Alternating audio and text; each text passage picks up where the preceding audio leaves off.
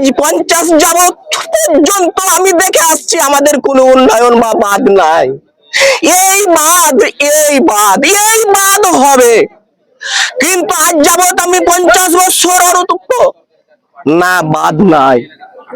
দয়া করে আমি আকুল আবেদন করি, সরকারের প্রতি আকুল আবেদন করি, প্রধান উপদেষ্টার কাছে আমি সবিনয় আকুল আবেদন করি, সেজন্য আমাদের প্রতি লক্ষ্য করে আজকে আমার হাজার হাজার বিঘা জমি মনোহরপুর, বিশ্বাসের গ্রাম, হিলি বাজার, দোবাগি, সর্ব গ্রামের লোক আমরা আজকে বাস্তুহারা।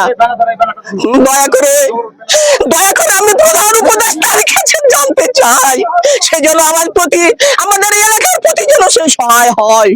আমি তাকে টিভিতে দেখেছি, আমি তাকে জেনেছি, তার অনেক কিছু সাই সম্পত্তি আছে।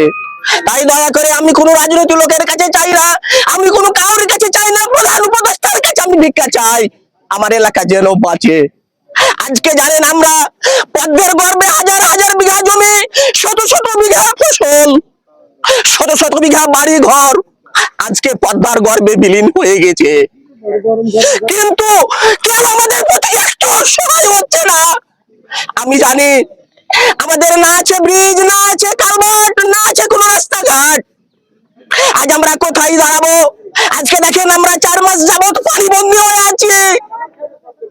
দয়া করে আমি আবারও বলছি, আমি সেই প্রধান উপদেষ্টাকে আমার প্রতি, আমার এলাকার প্রতি, আমার 9 নম্বর ওয়ার্ডের প্রতি, আমার শিবগঞ্জ থানার বাসীকে আপনি এই উপহারটা দয়া করে দিয়ে যাবেন। অনেক দিন যাবত আমরা এই অপেক্ষায় আছি। মোহাম্মদ কামাল উদ্দিন, শিবগঞ্জ 9 নম্বর দুলভপুর ইউনিয়ন 9 নম্বর ওয়ার্ডের আমি একজন সামান্য খেটে খাওয়া মানুষ।